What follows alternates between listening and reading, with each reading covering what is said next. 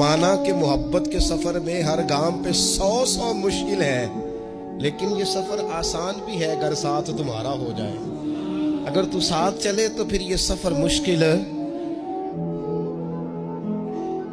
ہارون رشید نا اپنے محل کی چھت پہ ٹہل رہا تھا، سب سے اوپر والے چوارے پر۔ نیچے سے حضرت بہلول دانا گزر رہے تھے، اوپر اس کے ساتھ سپاہی بھی تھے، گن مین بھی تھے۔ اس نے کہا یہ بابا تو ذرا اوپر اٹھاؤ۔ انہوں نے ایک ڈولی، ایک ٹوکری سمجھ لیں، اس کو رسیاں باندھ کے نیچے پھینکا۔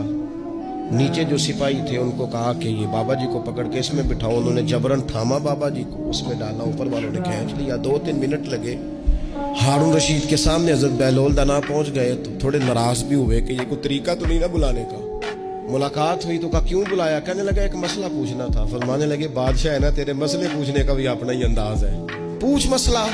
کہنے لگا بابا پوچھنا تھا کہ آپ اللہ تک کیسے پہنچے؟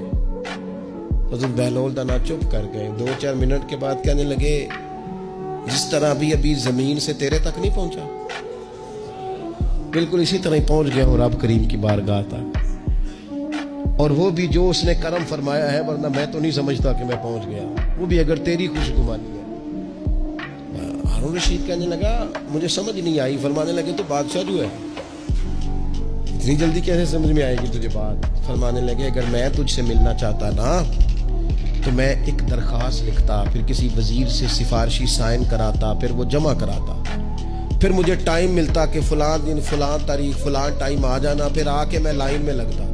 پھر بھی تو بادشاہ ہے، تیرا موڈ بنتا ملنے کا کہ نہ بنتا۔ جب میں چاہتا تو پتہ نہیں کتنا ٹائم لگ جاتا، جب تو نے چاہا ہے نا تو 1 منٹ بھی نہیں لگا۔ فرمانے لگے میں نے دعویٰ ہی نہیں کیا کہ میں جدوجہد کر کے پہنچوں گا، میں نے تو رب کی بارگاہ میں عاجزی کی ہے، پھر رب نے کرم فرمایا ہے، اسی نے مہربانی کی ہے۔ مانا کہ محبت کے سفر میں ہر گام پہ 100 مشکل ہے، لیکن یہ سفر آسان بھی ہے اگر ساتھ تمہارا ہو جائے۔ اس کے کرم کا ساتھ رہا ہے، اس سے عافیت مانگی ہے، اپنے آپ کو اس کے سپرد کیا ہے تو اس نے کرم کر دیا۔